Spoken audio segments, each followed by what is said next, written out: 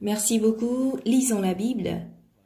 Aujourd'hui, nous lisons dans Juges chapitre 16, verset 15. Juges chapitre 16, verset 15.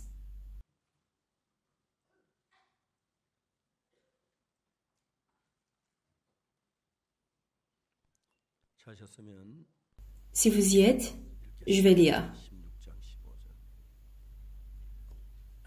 Elle lui dit, « Comment peux-tu dire je t'aime, puisque ton cœur n'est pas à moi? Voici 3 fois que tu t'es joué à moi, et tu ne m'as pas déclaré d'où vient ta grande force. » Comme elle était chaque jour à le tourmenter et à l'importuner par ses instances, son âme s'impatienta à la mort. Il lui ouvrit tout son cœur et lui dit, « Le rasoir n'a point passé sur ma tête parce que je suis consacré à Dieu dès le ventre de ma mère. Si j'étais rasé, ma force m'abandonnerait, je deviendrais faible et je serais comme tout autre homme. » Delilah, voyant qu'il lui avait ouvert tout son cœur, envoya appeler les princes des Philistins et leur fit dire, « Montez cette fois, car il m'a ouvert tout son cœur. » Et les princes des Philistins montèrent vers elle et apportèrent l'argent dans leurs mains. Elle l'endormit sur ses genoux, et ayant appelé un homme, elle rasa les 7 tresses de la tête de Samson et commença à le dompter. Il perdit sa force. Elle dit alors, « Les Philistins sont sur toi, Samson. » Et il se réveilla de son sommeil et dit, « Je m'en tirerai comme les autres fois et je me dégagerai. » Il ne savait pas que l'Éternel s'était retiré de lui. Les Philistins le saisirent et lui crevèrent les yeux. Ils le firent descendre à Gaza et le lièrent avec des chaînes d'airain. Il tournait la meule dans la prison. Cependant, les cheveux de sa tête recommençaient à croître depuis qu'il avait été rasé. J'ai lu jusqu'au verset 22. Lorsqu'on a eu notre programme à Springfield, aux États-Unis, un de nos pasteurs était tombé dans les épreuves. Donc, j'ai appris qu'il n'était pas venu à la réunion des pasteurs et qu'il était dans l'angoisse. Il était seul dans l'angoisse pour différentes raisons. J'ai donc demandé à le faire venir. Ce frère a commencé par prêcher l'évangile, mais il était plongé dans un grand désespoir. Au cours de notre ministère et notre évangélisation, il y a certes des moments, par moments, des œuvres précieuses de Dieu, mais il y a aussi des moments où surviennent des difficultés et épreuves. Ce frère a compris qu'il n'était pas droit devant Dieu. Et un jour, en lisant la Bible, il a lu 1 Samuel, dans les débuts, où les fils du sacrificateur Élie, Omni et Phiné, ont commis le péché dans la tente. Le père Élie dit à ses fils, « Mes fils, j'apprends de tout le peuple vos mauvaises actions. » Pourtant, ils ne l'ont pas écouté. Et si vous regardez la suite, car l'Éternel voulait les faire mourir. Voici pourquoi cette personne ne pouvait pas l'écouter. Ce frère a commis beaucoup de mal et devant le Seigneur en prêchant l'Évangile. Il avait beaucoup de faiblesses. Il s'est dit, j'ai tout fait pour bien faire, mais ça ne marche pas. Cela signifie que Dieu veut me faire mourir. Si Dieu l'a décidé, rien n'est à contredire. Je ne peux rien, j'abandonne. Quel genre de pasteur suis-je? Moi, je ne peux pas. C'est ainsi que ce frère était corrompu dans son cœur, sans prier, ni lire la Bible. Il ne venait plus aux réunions, car il se disait à quoi ça sert de venir à la réunion. Quand j'ai appris cette nouvelle, je lui ai ouvert dans la Bible, dans Jérémie chapitre 18, qui parle du potier. Bien-aimé, que nous parle Jérémie chapitre 18? Soudain, je parle sur une nation, sur un royaume, d'arracher, d'abattre et de détruire. Mais si cette nation sur laquelle j'ai parlé revient de sa méchanceté, je me repens du mal que j'avais pensé lui faire. J'ai lu ce passage. Je lui ai lu ce passage. Tu as pensé que tout est fini pour toi, peu importe ta repentance, parce que Dieu a décidé de te détruire et de te tuer, comme il l'a fait pour les 2 fils d'Élie. Mais ce frère était heureux d'apprendre dans ce passage que Dieu se répandrait d'abattre et de détruire si ce dernier revient de sa méchanceté. Ah, j'ai encore de l'espoir. Je dis bien de l'espoir. À partir de ce jour, il était très actif dans les œuvres de l'Évangile. Il n'y a rien qui puisse être aussi intéressant que d'être un pasteur de l'Évangile. Je pense toujours ainsi. Parfois, quand je prêche l'Évangile devant des dizaines de personnes, des centaines et des milliers de personnes, et quand je prêche, j'annonce la parole du Seigneur, c'est très merveilleux. Même si je me regarde, les gens disent, après avoir écouté la voix, une quelconque voix, ils pensent à des choses négatives pour mener la vie spirituelle. Mais dans la Bible, il y a plusieurs histoires positives. Je l'ai souvent dit au camp de Hong Kong. Un pasteur m'a posé une question quand j'ai prêché l'Évangile. Devant tout le monde, à la présence de tout le monde, il a dit, pasteur, j'ai une question, allez-y. Tous les théologiens disent que le salut est difficile, d'ailleurs difficile à comprendre. Mais comment pasteur, tu oses expliquer les choses simplement? Quand j'écoute ce genre de questions, je suis très très heureux. Oui, la Bible est difficile à comprendre. La fille de Jairus est morte, mais si on dit qu'elle dort, est-ce que c'est facile à comprendre? Non, c'est difficile. Dieu dit au malade de 38 ans, lève-toi, prends ton lit et marche, c'est difficile à comprendre. S'il dit de remplir d'eau les vases et de dire que c'est du vin aux noces à Cana en Galilée, c'est difficile à comprendre. De même qu'il est difficile à comprendre que Lazare, qui est mort, qui sent déjà, vit. Oui, la Bible est difficile à comprendre. Pourquoi? Parce qu'il est difficile à comprendre, n'essayez pas de comprendre. Croyez tout simplement. J'ai cru tout simplement. Et c'était facile. Et tout le public a dit Amen. Il a cherché à me défier, mais il avait perdu. Et le soir-là, il était sauvé. Il est un recteur président d'une école théologienne. Il a confié toute son école à nous. Donc, au cours de notre vie spirituelle, on a tous envie de bien mener la vie spirituelle. Vous avez reçu le pardon des péchés, vous avez reçu le salut, vous êtes heureux, content. Et si ça continue toujours comme ça, toute notre vie, on pourrait mener la vie spirituelle. Mais Satan crée des trous pour insérer les pensées du diable. Un jour, un frère qui était heureux de témoigner, il est revenu avec un visage tout sombre pour dire, moi, pasteur, moi je peux pas. Évitez de gaspiller votre temps pour moi. Il y a ce genre de frères.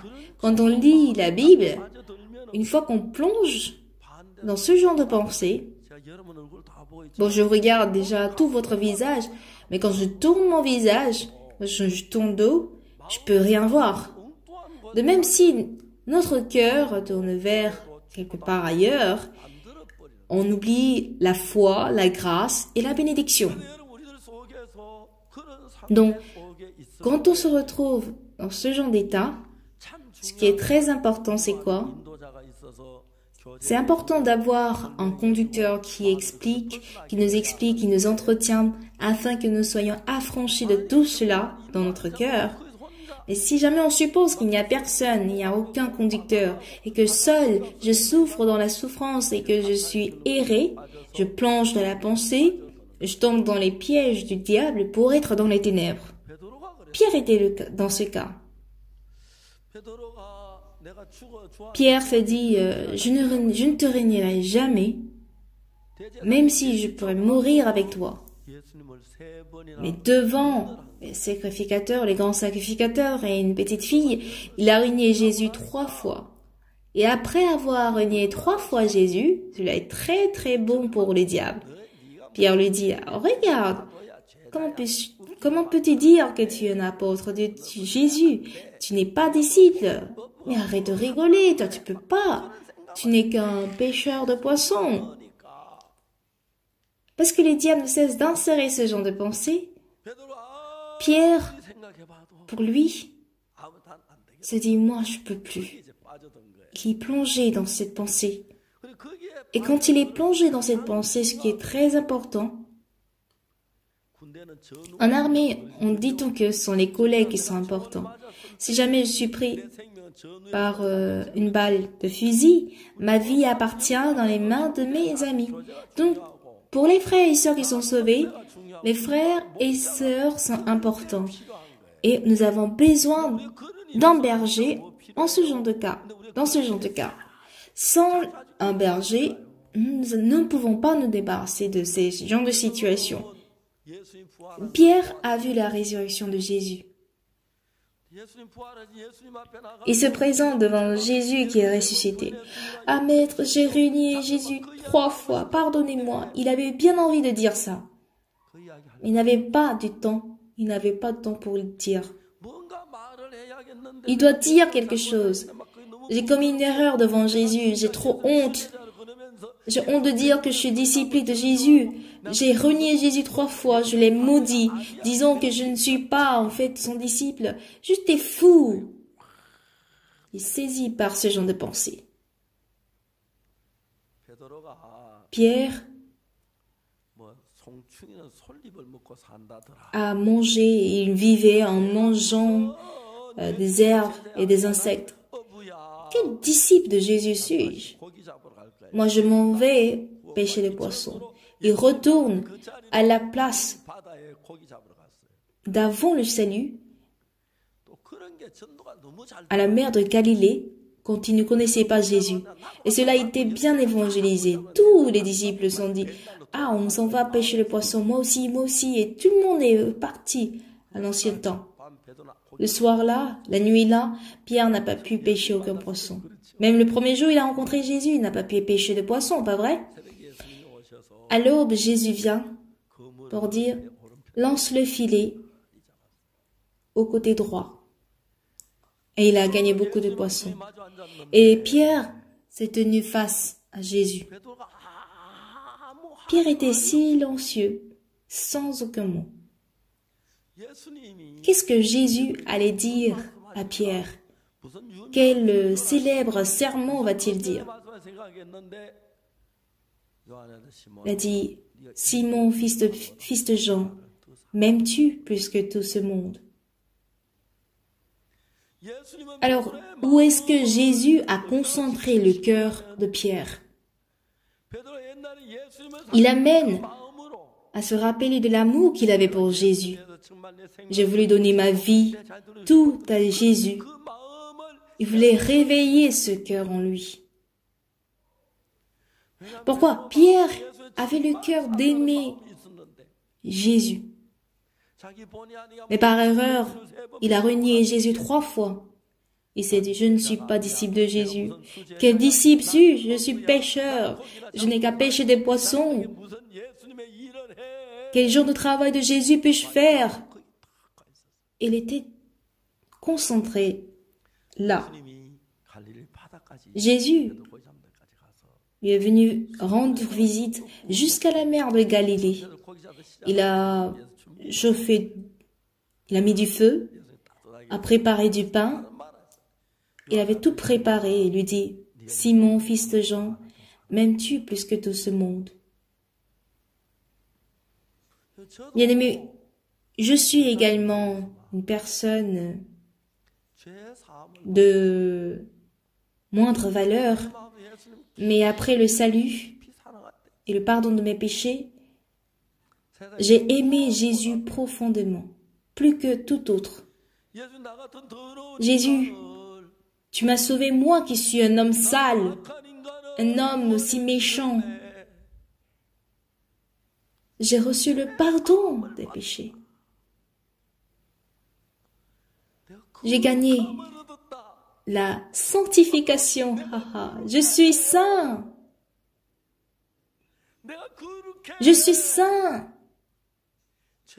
Je souffrais dans le péché et un jour, il m'est arrivé un jour où je rêvais. Je voulais donner toute ma vie au Seigneur. Même si je me donnais entièrement, ce n'était pas un gaspillage pour moi. Bien-aimés, quand nous tous avons reçu le pardon des péchés, il y a certes une différence de sentiments, mais on était touchés, on était reconnaissants, on était aimables, on aimait le Seigneur, on était reconnaissants envers Jésus, le Seigneur qui a versé le sang pour moi. Et je versais les larmes. J'étais reconnaissant des meurtrissures qu'il avait reçues pour moi. Mais Satan efface tout ce genre de cœur. Quel apôtre suis-je? Quel disciple de Jésus suis-je? Non, je suis un pécheur. Je ne peux pas. Je n'ai qu'à pêcher de poissons. Satan nous tire, entraîne fortement vers cette direction-là. Là, dans le cœur de Pierre, il était rempli par les pensées comme quoi je ne peux pas. Et le cœur que Jésus avait pour moi, le cœur de vouloir vivre pour le Seigneur, il efface tout ce cœur de vivre pour entièrement le Seigneur. Jésus n'a pas dit autre chose quand il a rencontré Pierre. Pourquoi m'as-tu renié 3 fois? Hein? Tu m'as dit que tu n'allais pas me renier. Il n'a pas dit. Simon, fils de Jean, m'aimes-tu plus que tout ce monde?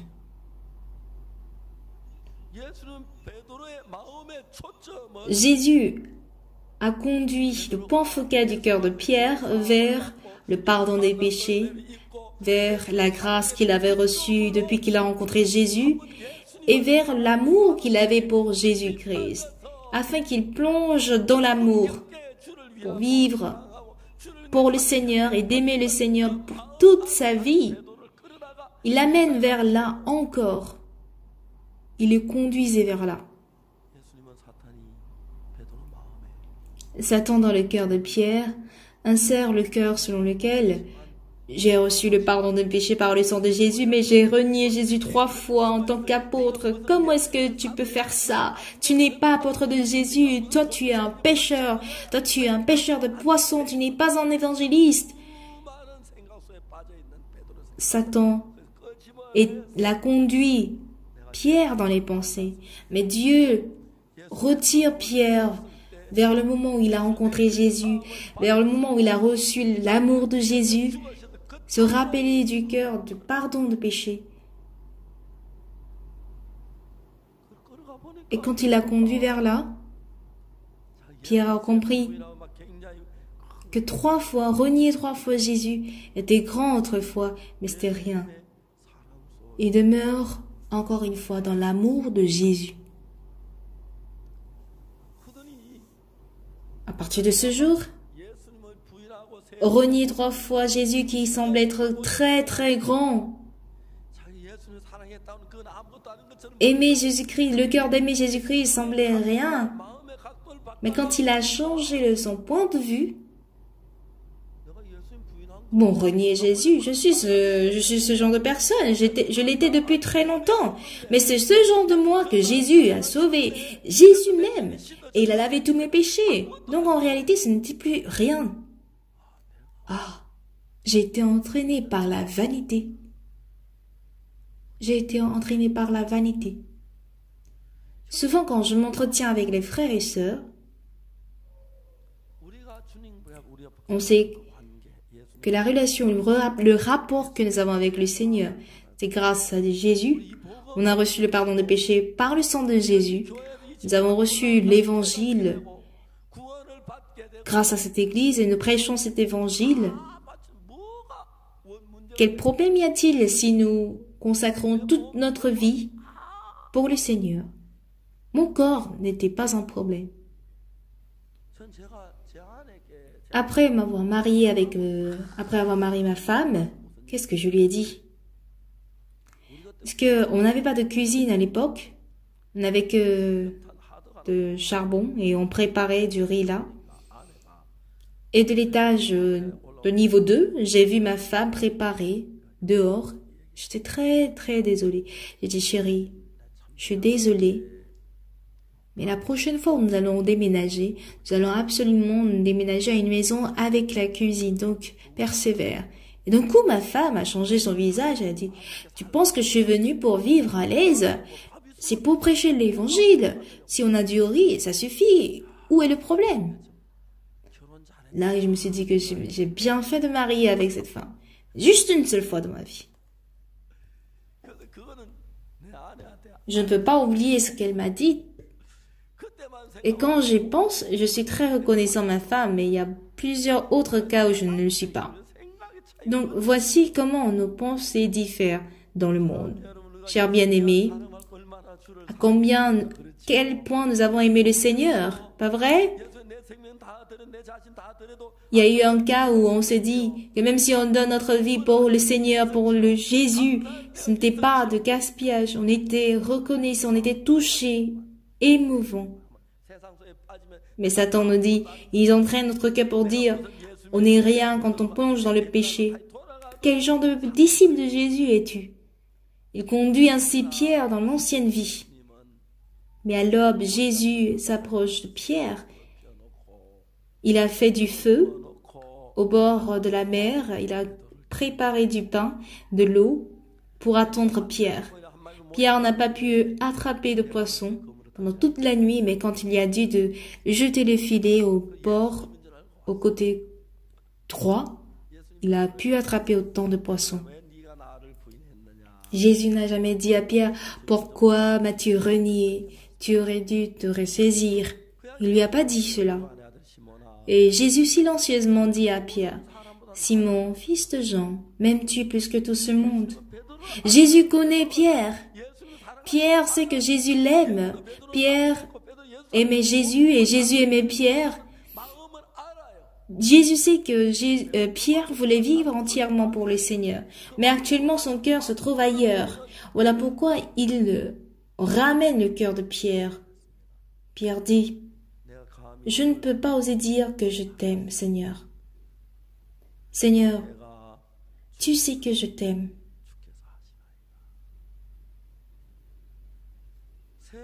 Jésus lui pose la question 3 fois.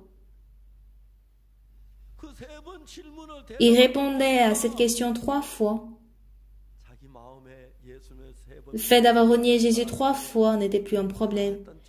Son cœur coulait désormais vers la direction de l'amour de Jésus. Oui, c'est vrai, j'ai aimé Jésus.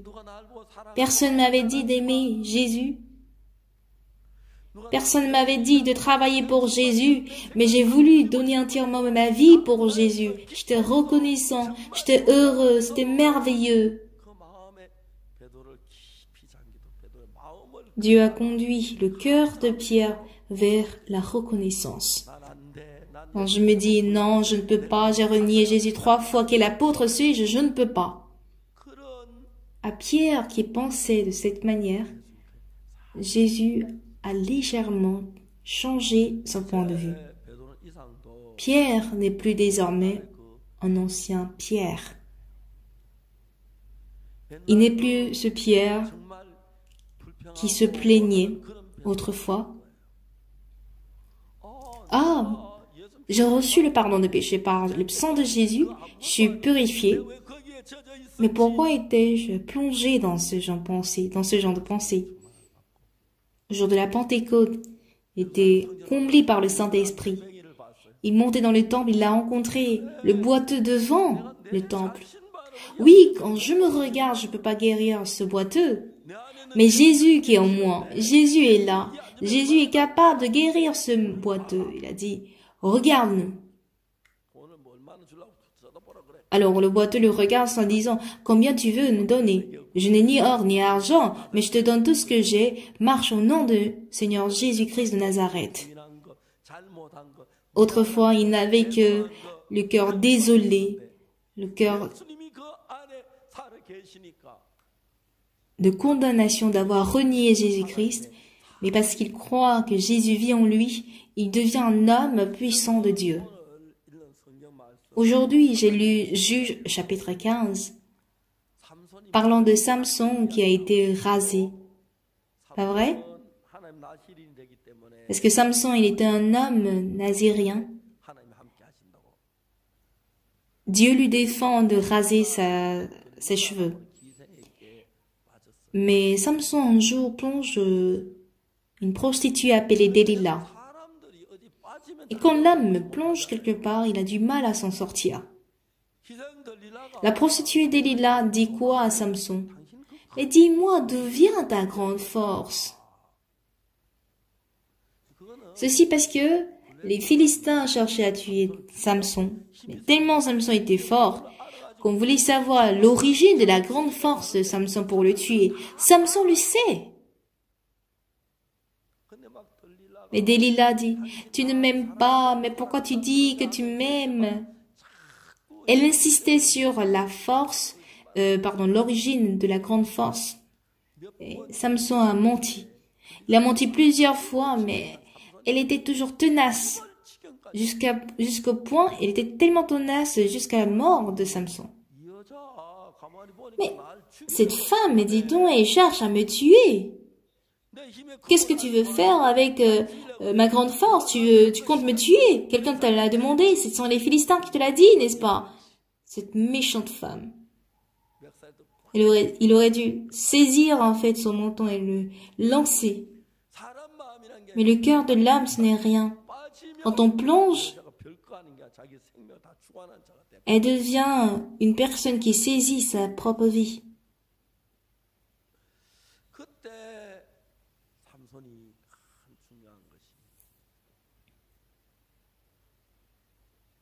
David a commis un péché qu'il ne devrait pas commettre devant Dieu. Il a couché avec la femme d'Uri et a tué son mari Uri. Son péché était extrêmement grand. Et David avait toujours un prophète qui dirigeait sa vie spirituelle. Quand il était tout jeune, c'était Samuel qui avait conduit David. Et quand David était au trône, il y avait le prophète Nathan. Et quand il était avancé en âge, c'était un prophète appelé Gad qui l'avait reproché. David est certes un précieux serviteur de Dieu, mais il a commis 2 grands péchés dans sa vie. C'est le fait d'avoir couché avec la femme d'Uri, d'avoir tué Uri pendant la guerre. Et le second, c'est d'avoir compté tous les peuples d'Israël. Et quand David avait du mal à s'en sortir, il a pris la femme d'Uri, a fait mourir Uri dans la guerre. Quand il hésitait, Dieu a envoyé le prophète Nathan pour reprocher David. David s'est repenti. Pourquoi? Parce que nous menons tous bien notre vie spirituelle normale, ordinaire. Mais quand on est tombé dans les épreuves de Satan, nos pensées se détournent vers une seule direction, vers la méfiance, vers l'impossibilité, vers le non-bénéfice, peu importe notre vie spirituelle, vers la pensée selon laquelle la vie spirituelle n'est plus nécessaire. Qu'est-ce qui importe ici? Delilah avait insisté à savoir où est sa grande force à Samson. Si tu ne m'aimes pas, pourquoi tu dis que tu m'aimes?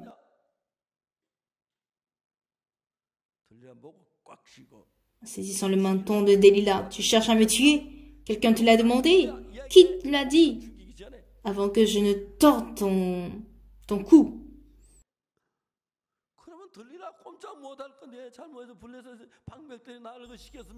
Delilah allait dire, je suis désolé, ce sont les Philistins, ce sont les princes des Philistins, à cette méchante femme. Et il doit se délivrer de là. Quel problème y a-t-il s'il abandonne Delilah? Il n'y a aucun problème. Mais parce qu'il est plongé là, il a du mal à s'en sortir. Au final, il sait qu'il allait mourir. Il avait du mal à sortir de la prostituée. Finalement, il a dit son secret, ses cheveux étaient rasés. Alors je parle de l'histoire de la Bible et ce qui est très important aujourd'hui, c'est ici. Dans Juge chapitre 16,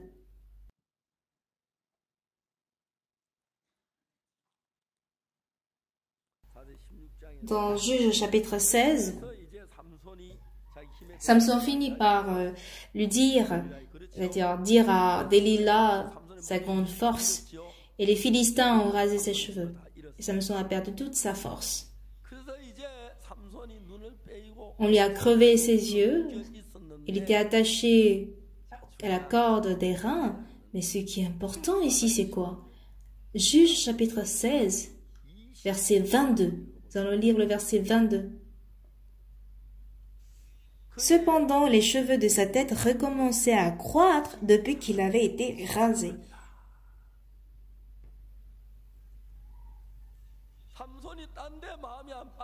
Si Samson n'était pas plongé dans ce genre de cœur, qu'il était plongé dans... Il s'est retrouvé, il a dit, ah, mes cheveux ont repoussé, c'est repoussé, je vais le cacher avec une serviette et après il faudrait que je me venge. En Dieu, il avait toujours l'espoir, mais lui, il s'est dit, c'est fini pour moi. Je n'ai qu'à mourir avec les Philistins. Le cœur de Samson s'était coulé vers cette direction. Si Samson a ses cheveux repoussés, il peut gagner de la force comme auparavant et gagner tous les Philistins. Delilah, dis-moi honnêtement, m'as-tu aimé? Si tu m'aimes, tu oses me demander où était ma grande force aux Philistins? Dis-moi honnêtement, avant que je te lance. Delilah aura peur. Elle aurait tremblé de peur. Pas vrai? Ah, j'étais trompée par Delilah. J'ai failli ôter ma vie. Et avec ma force, il aurait pu mener une autre vie. Bien sûr, c'est parce qu'il ne voit pas, justement, ça aurait été difficile. Mais il a décidé ou choisi de mourir misérablement avec les Philistins. Chers bien-aimés, chers frères et sœurs, sur cette planète Terre, il y a plusieurs églises, plusieurs serviteurs de Dieu et plusieurs entretiens.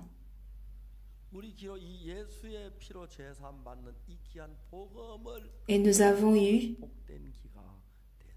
des oreilles épanouies d'écouter l'évangile précieux du pardon de péché par le sang de Jésus. Et après avoir écouté ce précieux évangile, cet évangile entre dans mon cœur, m'a donné la joie d'être affranchi de tous mes péchés. Il m'a accordé la grâce de demeurer avec Jésus-Christ. Et j'ai trouvé la grâce de Jésus que je ne peux échanger avec rien au monde.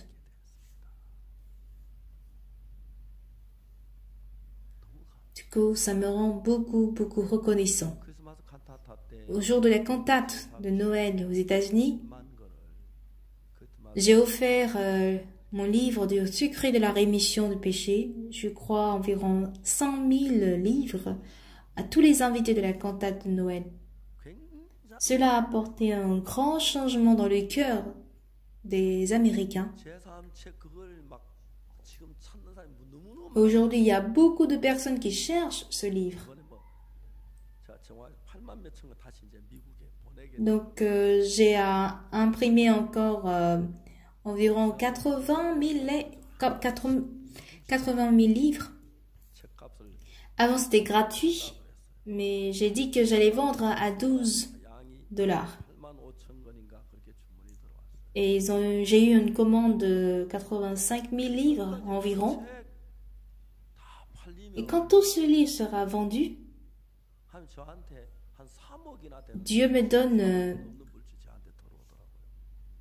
en finance, c'est-à-dire de l'argent qui dépasse environ 30 000 $, 300 000 $. Je n'ai même pas imaginé que je pourrais gagner cette somme d'argent, dire que mon livre allait être vendu 10 000 fois, des centaines de fois. Je ne pourrais pas imaginer. Est-ce moi qui l'a fait? Est-ce moi qui l'ai fait? Non, c'est Jésus qui l'a fait. En prenant le même violon, Il y a quelqu'un qui joue bien et d'autres qui ne jouent pas bien. Même si on joue le même piano, c'est pas moi, c'est Jésus qui le fait. Bien-aimés, en réalité, après le pardon de péché par le sang de Jésus, apôtre Paul a dit quoi en Galates? J'ai été crucifié avec Christ et si je vis, ce n'est plus moi qui vis, c'est Christ qui vit en moi. Alors, comment Jésus nous a créés? L'apparence est par oxo. Vous comprenez? J'ai accepté Jésus comme mon maître et mon intérieur, mon fort intérieur est transformé par Jésus. Vous tous. Comprenez? Mais le diable suscite toujours les pensées charnelles afin qu'on soit conduit vers les désirs, les plaisirs de la chair. Mais si, bien-aimés, aujourd'hui vous avez porté la foi en Dieu, que nous nous confions en Jésus, nous devenons égales à Jésus. Et c'est seulement le cas de Pasteur Sopar, c'est pas le cas de moi. Plusieurs pasteurs le disent. Moi, je peux pas. Je ne suis pas un pasteur Sopar. Dire cela, c'est de répéter ce que Satan veut qu'on dise. Si Jésus est dans notre cœur et qu'il travaille en nous, ce n'est point difficile. Dieu veut travailler ainsi, mais Satan insère toujours des méthodes négatives et nous entraîne vers la direction selon laquelle ça ne marchera pas. Je suis sauvé, mais ça ne marche pas. Ma vie a été conduite par la chair, par les plaisirs de la chair. Je ne peux pas. Et il est en train de conduire notre cœur ainsi. Amen. Amen. Toutefois, nous sommes de nouvelles créatures en Jésus-Christ. Qu'est-ce que 2 Corinthiens nous dit? Si quelqu'un est en Christ, il est une nouvelle créature. Les choses anciennes sont passées. Et voici, toutes choses sont devenues nouvelles. Après la renaissance de Pasteur Sopar, toute méchanceté, toutes choses sales sont passées. Amen. Ce n'est pas seulement uniquement le cas de Pasteur Sopar, c'est le cas de nous tous. Bien-aimés, oui, c'est ça. Les choses anciennes sont passées. J'ai été crucifié avec Christ, et si je vis, ce n'est plus moi qui vis, mais Christ qui vit en moi. Alors, bien-aimés, quand on entre dans votre cœur intérieur, dans votre fort intérieur, Jésus a arraché le cœur de Pierre sur lequel il était tombé dans les épreuves, et afin de le conduire vers l'amour pour Jésus-Christ, il dit, Simon, fils de Jean, m'aimes-tu plus que tout ce monde? Ah, ce jour, j'avais bien aimé Jésus. J'ai bien aimé Jésus. J'étais reconnaissant vers lui. J'ai voulu donner toute ma vie entière parce qu'il a pardonné tous mes péchés. Mais que s'est-il passé? Pourquoi ai-je renié Jésus 3 fois? Ça, c'était des erreurs. Et le cœur qu'il m'a donné, ça c'est vrai. L'amour que Jésus avait pour moi, c'est vrai, je n'ai qu'à garder cela. Aussi, comment Pierre a changé son cœur? David a tué le mari de Bathsheba. Il a tué le mari de Bathsheba, a tué Uri, et il a pris la femme d'Uri. Et le prophète Nathan, serviteur de Dieu, a reproché sérieusement le roi David. Il était roi, il était sage, parce qu'il avait pris la femme d'une autre personne. Il était accusé par sa conscience, il avait peur, il avait du mal même à prier, il avait honte devant le Seigneur. Par l'homme de Dieu, le prophète Nathan, il a été reproché. Et Dieu lui a donné encore une liberté de vivre dans l'amour de Dieu. Il a restauré son cœur. Cela a été fait par le prophète Nathan. David lui-même ne pouvait pas s'en sortir. L'église sauvée est différente des autres églises. Pourquoi? Parce qu'on a reçu le salut. Il nous est très facile d'être orgueilleux. Par rapport aux serviteurs de Dieu, on ne prend pas trop importance. Je n'ai qu'à mener ma vie spirituelle très bien et ça suffit, ça s'arrête là. Parmi les pasteurs, cette fois-ci, je me suis beaucoup entretenu avec le pasteur Hee-Jin Park à Gwangju. Et j'ai beaucoup écouté ses histoires. Qu'est-ce que le pasteur Hee-Jin Park m'a dit? Il a invité environ 150 de pasteurs à CLF à Gwangju. Et ces pasteurs étaient invités. Un pasteur qui travaillait à l'université Peksok était venu pour témoigner. Il a témoigné comment il est sauvé. Mais il était âgé, je crois, il avait 87 ans. Il avait 11 ans plus que moi, mais il criait bien fort. Il disait que vous êtes tous pourris. J'ai élevé plusieurs disciples jusque-là. Mais il y a une chose que j'ai bien faite et une seconde chose que j'ai pas bien faite. L'erreur que j'ai commise, c'est d'avoir mal enseigné mes disciples. Deuxième chose que j'ai bien faite, c'est d'avoir reçu le pardon de mes péchés. Il a témoigné ainsi.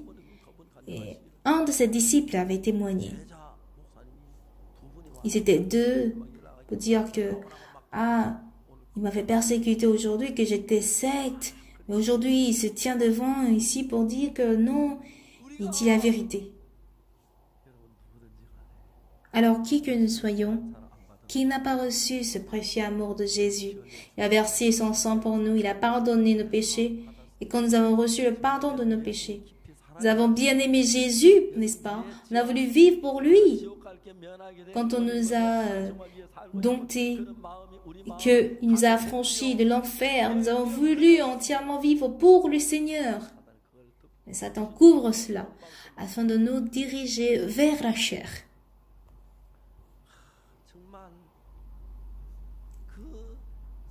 Quand on voit Samson, qui était aussi fort que toute autre personne, j'avais mal au cœur de voir comment Samson avait péri. Si seulement Samson avait un conducteur. Quand David a commis le péché avec la femme d'Uri, le prophète Nathan était là. Et quand il a commis le mal devant le Seigneur, après avoir compté, dénombré les enfants d'Israël, le prophète Gad était venu et le ramène à une vie normale. Dans l'église, il y a pas mal de pasteurs qui quittent l'église. Ils ont tous reçu le pardon des péchés. Ils annonçaient l'évangile, croient en eux-mêmes quand ils voient le travail du salut et suivent leurs pensées et ne peuvent pas être affranchis du piège de Satan. Pasteur Hee-Jin Park m'a raconté ses difficultés depuis qu'il était arrivé à Gwangju. Mais comment a-t-il surmonté ces difficultés?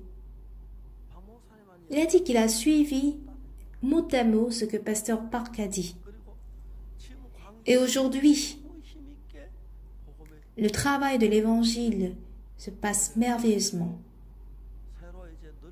Hier, il m'a conduit vers un terrain, un grand terrain sur lequel il voudrait construire une grande chapelle. Donc, j'ai fait une escalade dans deux endroits. Dans le cœur de ce frère, l'amour pour le Seigneur Dieu l'a saisi quand il voulait vivre selon la chair, selon les plaisirs. Qui ne peut pas être entraîné par la chair? C'était l'amour et les entretiens qu'il avait dirigés. Ainsi, quand on plonge vers une certaine direction, si jamais Samson était plongé dans la prostituée Delilah qui lui dit « D'où vient ta force ?» Samson pourrait se dire « Cette femme a décidé de me tuer. Qui te l'a dit? Réponds-moi. » Tu comptes me tuer?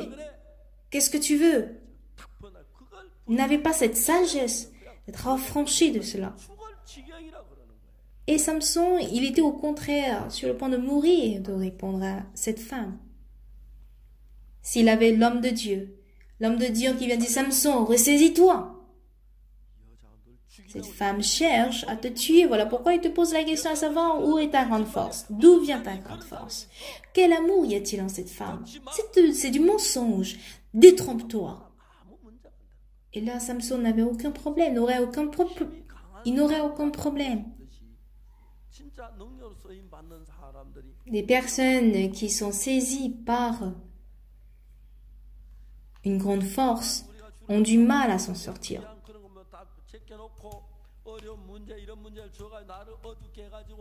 Plus simplement parlant, on a l'impression que Dieu ne m'aime pas, que Dieu ne va pas m'aider quand je suis dans les difficultés, dans les problèmes, que Dieu ne va pas agir.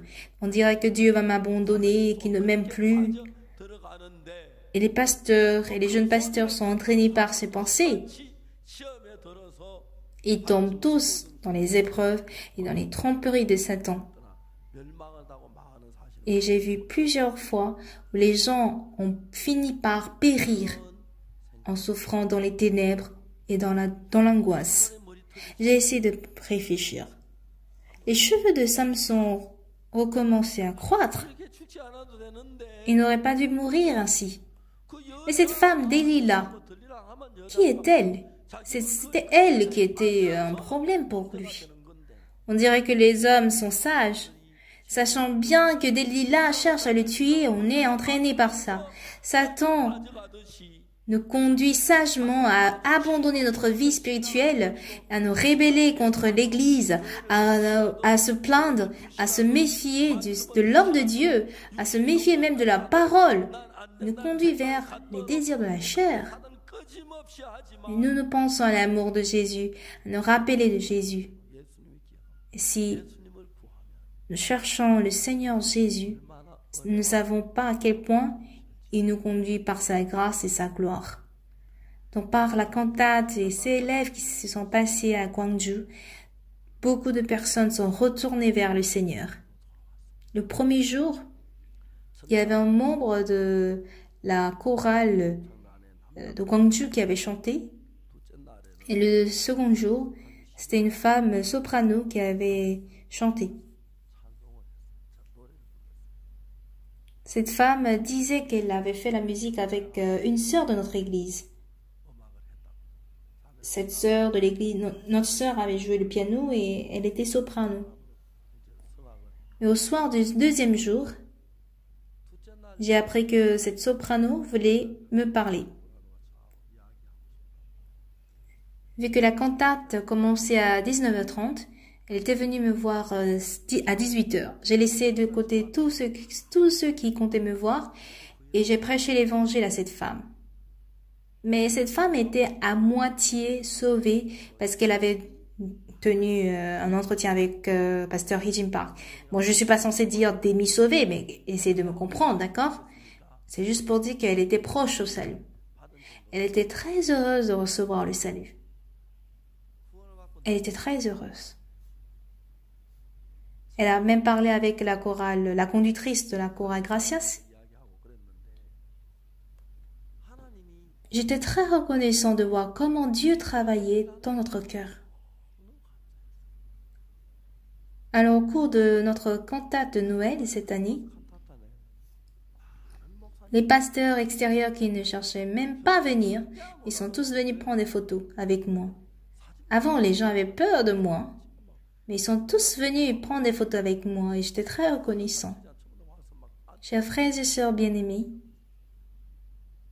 notre cœur ne peut pas s'incliner vers deux choses à la fois, soit vers Dieu, soit vers Satan. Quand on écoute la voix de Satan, comme j'ai parlé du pasteur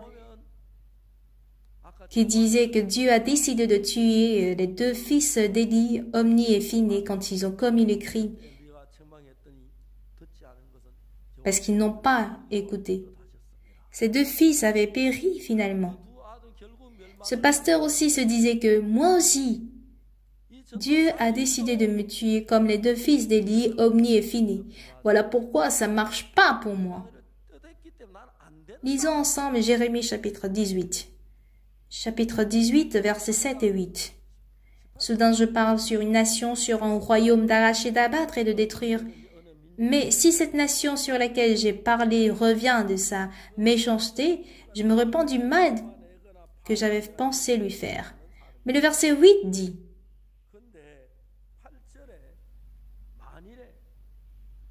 si cette nation sur laquelle j'ai parlé revient de sa méchanceté, on voit que si celui que Dieu a décidé d'arracher, d'abattre, de détruire revient de sa méchanceté, Dieu va se répandre du mal qu'il avait pensé lui faire.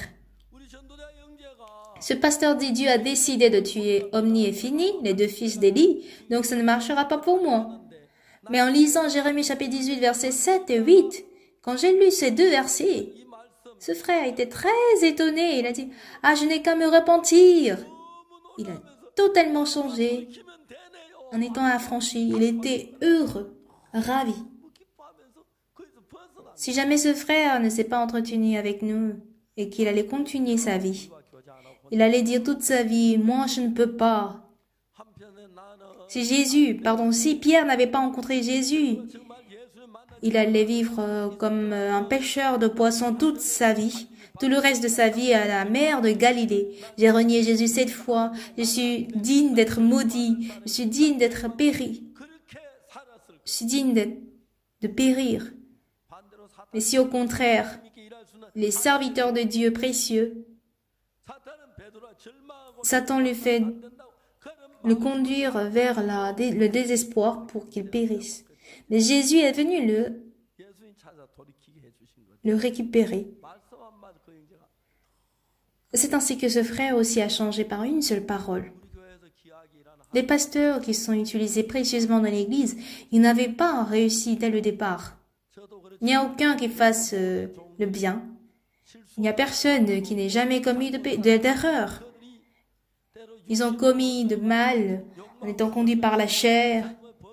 Mais quand ils se sont repentis par la parole de Jérémie 18, versets 7 et 8, ils se sont repentis de leurs œuvres pour retrouver la vie de foi grâce à la miséricorde de Dieu. Et Dieu est ce genre de personne. Mais Samson n'a pas gagné Dieu. Il ne s'est pas repenti. Moi, j'ai aimé Delilah. J'étais plongé par une femme philistin. Parce qu'il a pensé à cela. Il a fini par périr. Ah, cette femme ne m'aimait pas. Elle cherche plutôt à me tuer. Voilà pourquoi elle cherche à connaître la source de ma force. Cette femme cherche à me tuer. Donc, je vais immédiatement la fouler du pied. Quelle femme cupide, méchante. Je sais que tu cherches à me tuer. Qui te l'a demandé? Mais il n'avait pas ce genre de sagesse. Ce qui est étonnant, c'est que Jésus-Christ s'est rendu à revisiter Pierre. Simon, fils de Jean, m'aimes-tu plus que tout ce monde? À l'intérieur du cœur de Pierre, et dans le cœur, à l'intérieur du cœur de la femme, surprise en flagrant délit d'adultère,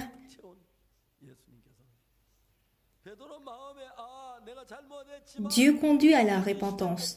Ah oui, c'est vrai que j'ai commis le mal. Pierre s'est dit, mais Jésus à la croix a mis fin à mes péchés.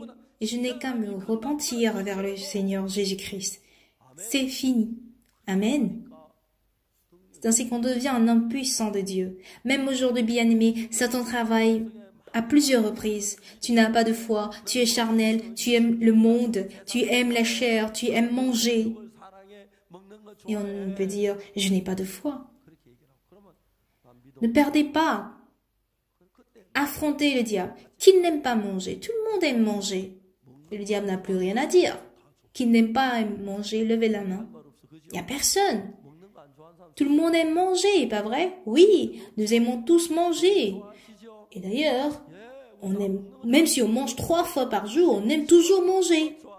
Oui, j'aime manger. Et alors? Dieu m'a créé de sorte que j'aime à manger. Si je n'aime pas manger, j'allais mourir de faim. Ce n'est pas le problème. Alors l'amour que Dieu a offert à nous, quel que soit le péché qu'on commet, si on se répand de nos erreurs, Dieu nous accorde sa grâce. Et depuis que nous devenons un avec Jésus-Christ, il restaure toutes choses. Satan nous dit, tu es charnel. Non, tu n'as pas la foi. Tu es trop mondain. Tu coules vers la chair. C'est pas seulement par la chair. J'ai reçu le salut. Tu penses que le salut c'est peu? Et quand j'affronte le diable, il ne peut rien faire. Je suis né de nouveau. Le Seigneur est avec moi. Jésus est avec moi. Et si Jésus est avec moi, je peux tout faire. Satan, loin de moi. C'est Jésus qui veut travailler. Amen.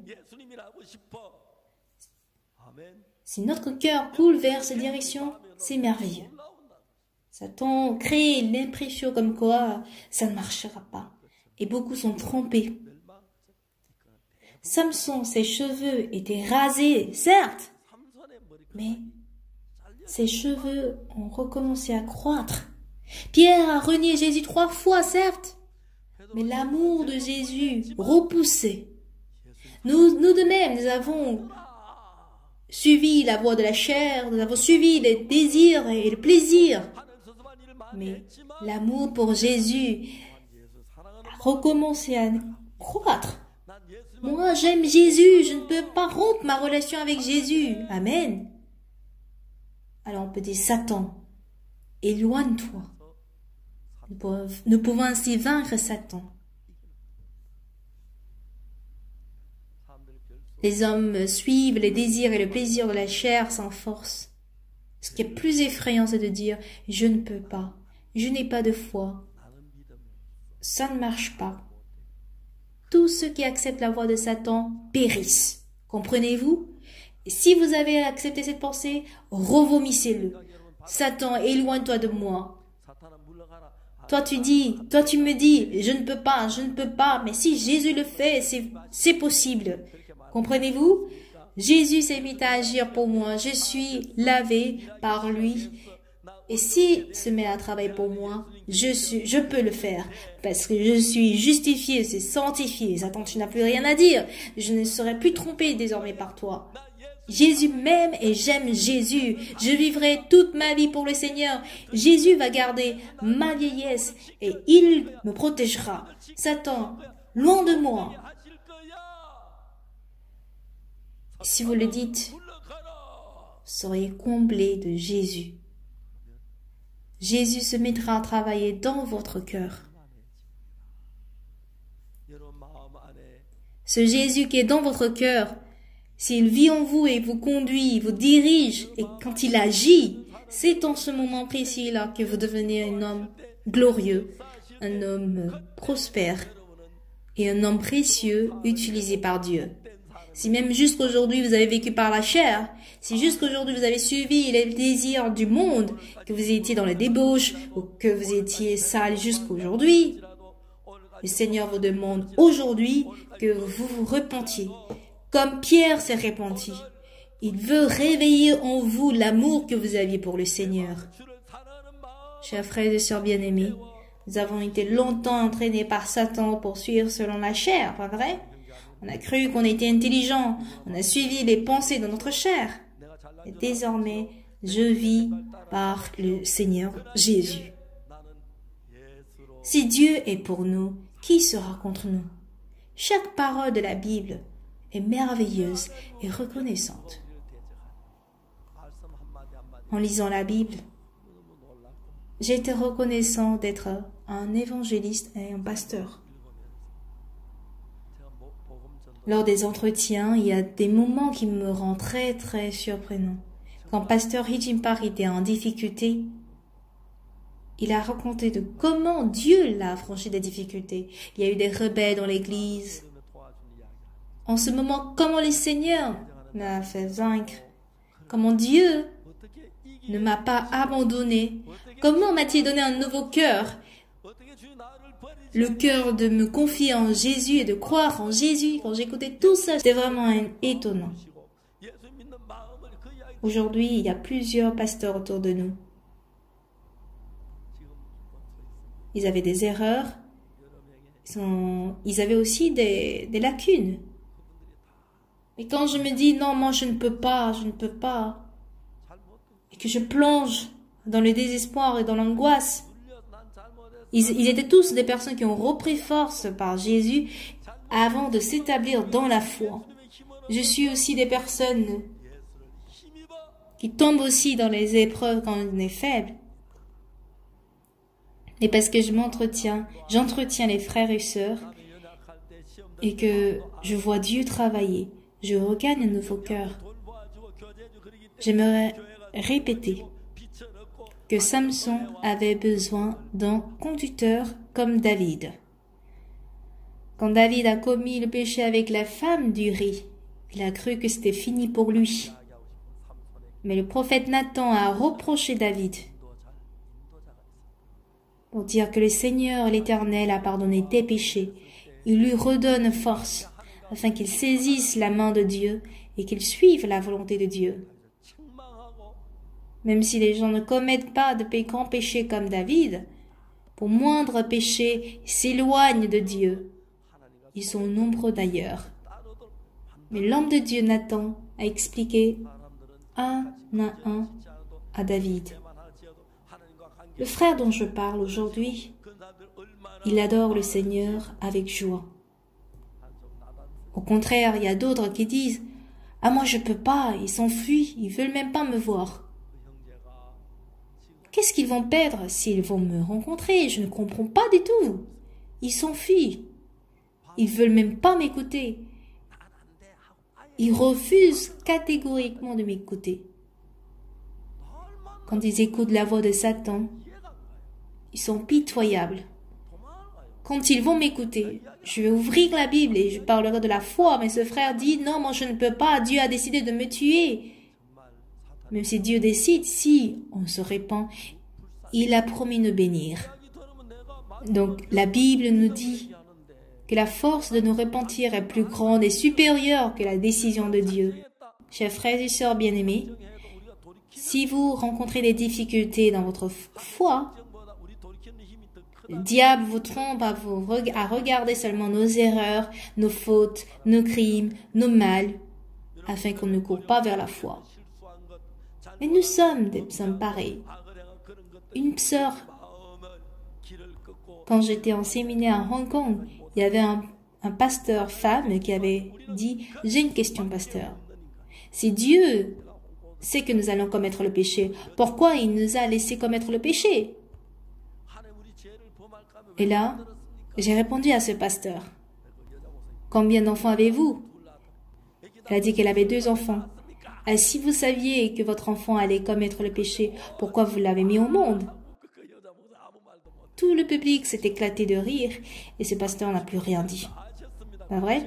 Dieu savait que nous allons commettre le péché, mais pourquoi il nous a laissé vivre sur cette terre? C'est parce qu'il est capable de nous changer. Il est capable de nous rendre aussi bien comme Jésus-Christ. Il nous a aimés. Si c'était impossible, il allait nous abandonner depuis. Mais si Dieu travaille aujourd'hui, c'est vrai que nous sommes vieux, nous avons commis le péché, nous avons commis le mal, mais il nous a transformés comme des hommes aussi pareils que Jésus, afin que nous tenions dans ce royaume glorieux. Ne rencontrez pas le Seigneur dans les ténèbres.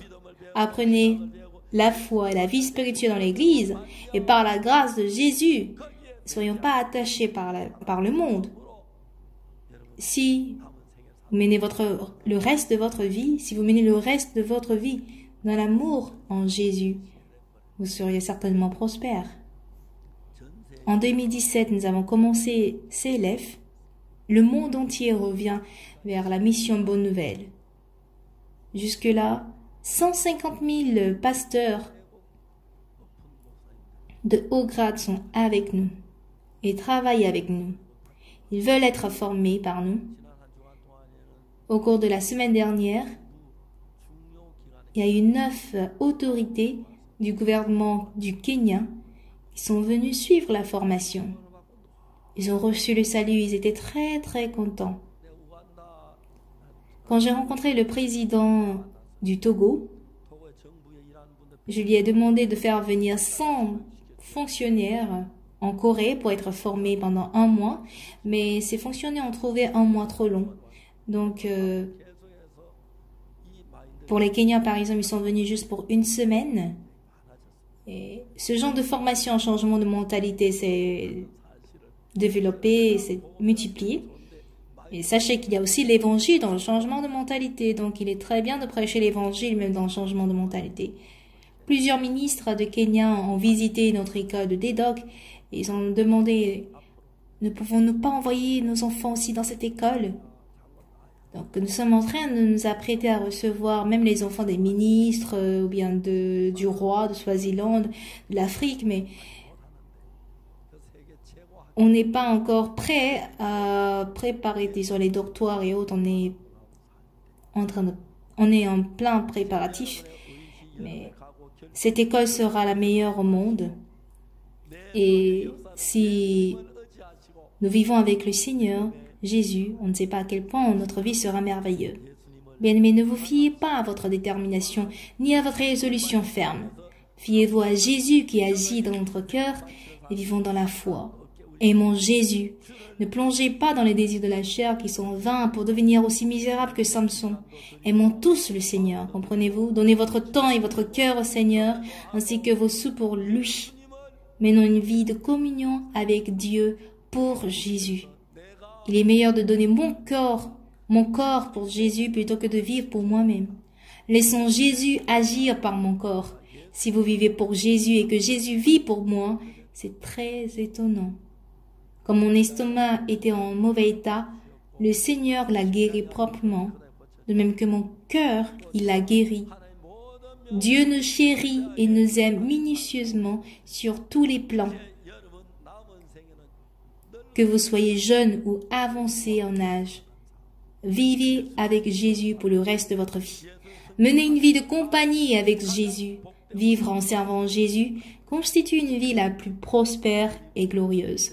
Donnez-vous donc au Seigneur, ne soyez pas juste un spectateur, mais avancez pour toutes choses. Venez à l'église tôt pour prier et que l'amour pour Jésus grandit davantage afin que Dieu travaille grandement à travers vous. Travaillons pour que le merveilleux salut que nous avons reçu soit aussi accepté par tous les hommes sur la terre. Amen. Prions.